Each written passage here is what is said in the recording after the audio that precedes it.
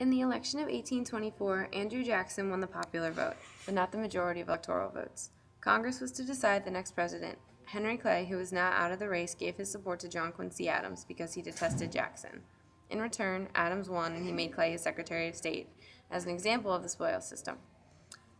Clay gave his support in Congress in return for the Secretary of State position, and the Democratic Republican Party was started by Thomas Jefferson and George Washington, ancestors of the Democratic Party.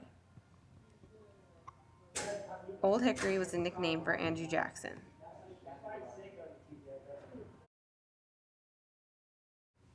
Old Hickory was a nickname for Andrew Jackson because people thought he was a blue-collar man from the South when in reality he was a wealthy slave owner from Tennessee. The Common Man presidency was when Andrew Jackson represented the common man, and the spoils system gave jobs and office to people that supported you during your campaign.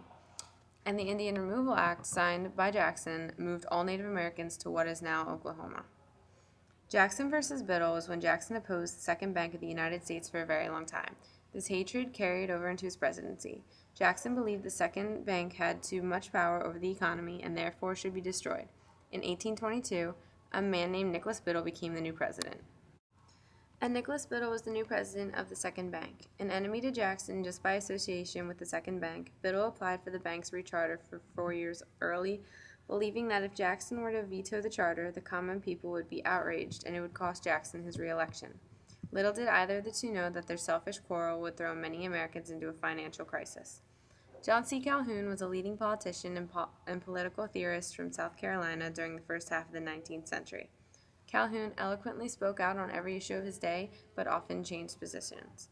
The tariff of abominations was imposed on imported goods to give American-made products a better chance, disliked by Southerners. The Hayne-Webster debate was an unplanned series of speeches in the Senate, during which Robert Hayne of South Carolina interpreted the Constitution as little more than a treaty between sovereign states, and Daniel Webster expressed the concept of the United States as one nation. The Whig Party was established in 1834, and it was a reaction to the authoritarian policies of Andrew Jackson. Martin Van Buren was the 8th President of the United States. Before his presidency, he was the 8th Vice President and the 10th Secretary of State under Andrew Jackson. Transcendentalism was a philosophical and literary movement of the 1800s that emphasized living a simple life. It also celebrated the truth found in nature and in personal emotion and imagination.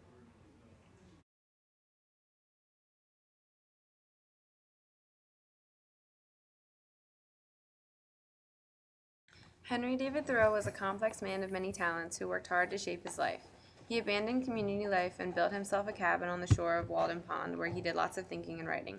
He soon believed in the importance of individual conscience and civil disobedience. He used his leadership qualities to help build this into practice and spread the belief. Civil disobedience was a form of protest where instead of protesting with violence, people should peacefully refuse to obey those laws. He helped put this into play. Utopian communities were experimental groups who tried to create a perfect place, also called a utopia. These communities varied in their philosophies and living arrangements, but shared a common goal to lead the belief of self-sufficiency. One of the best-known utopias was located in New Harmony, Indiana. George Ripley was a transcendentalist in 1841 who established a utopia called Brook Farm. He did this to prepare a society of liberal, intelligent, and cultivated persons.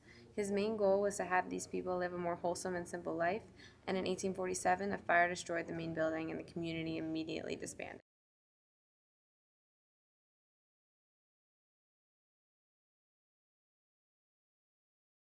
Ralph Waldo Emerson was a strong leader and believer in transcendentalism, which was the basis of nature, individuality, and the idea of being self-reliant. He and Thoreau brought the relationship between nature and self into mainstream America and worked to spread it across the nation. William Lloyd Garrison was a radical white abolitionist who was active in religious reform movements and started the Liberator, which pushed for immediate emancipation and the freeing of slaves with no payment to slaveholders. Frederick Douglass was born into slavery, and he was taught to read by his owners. He worked in Baltimore and studied hard in order to escape slavery in 1838. He became a lecturer for the Anti-Slavery Society. His goal was to achieve abolition through political action, and to do so, he created an anti-slavery newspaper called the North Star, and this helped lead the slaves to freedom. Nat Turner was a preacher born into slavery and thought he was chosen to lead his people out of bondage. He and his band attacked 4 plantations and killed 60 white inhabitants. He was hanged, and in retaliation, whites killed 200 blacks. His bloody rebellion inspired the Southern whites to keep control of their slaves in order to preserve slavery. The cult of domesticity meant housework and childcare were the only proper activities for women. Barely any women worked, and the few that did before marriage made half the pay men received. This gave men a lot of power over their wives and made them the only figure in the household with any authority. Sarah and Angelina Grimke were leading women speakers for abolition, and they were daughters of a slaveholder. They called upon women to overthrow this horrible system of oppression and cruelty with their writing and appeal to Christian women of the South. They used literature, fundraisers, and even petitions for Congress.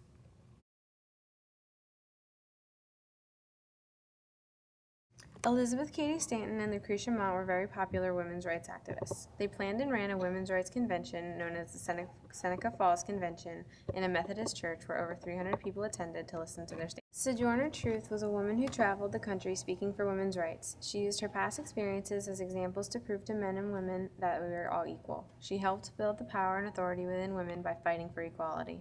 Sam Houston had a rapid rise in public office, and this continued in 1823, when, as a member of Jackson's political circle, he was elected to the United States House of Representatives from the 9th Tennessee District. As a member of Congress, he worked mightily, though unsuccessfully, for the election of Andrew Jackson to the presidency in 1824. James K. Polk was often referred to as the first dark horse president. James K. Polk was the last of the Jacksonians to sit in the White House and the last strong president until the Civil War. The Black Hawk War was a brief conflict in 1832 between the United States and a group of Native Americans led by their leader, Black Hawk, a Sauk leader. Jackson was our 7th president of the United States. He was really against having a actual, Bank of America, unlike Hamilton who wanted it and Jefferson who was against it. It was just he wanted a whole bunch of smaller banks to be in certain parts of America, like have certain like how we have banks all over America today. He wanted it like that, and that's so that more wealthy people who were high class, not middle class, who were wealthy, landowning, had a whole bunch of plantations, didn't take over the banks when middle class Americans who just wanted to put their yearly salary of $500 in the bank. And also another thing on Jackson was that people criticized him for having, friends in his cabinet members, which really isn't true. He did want to elect Norman Judd, who was going to be the Secretary of Defense. It was his friend, but it was rejected by the Senate and by, whoever was selecting the Secretary of Defense back in those times. So that, really doesn't have an effect on it, but I feel like Jackson's a very influential part of the antebellum time period.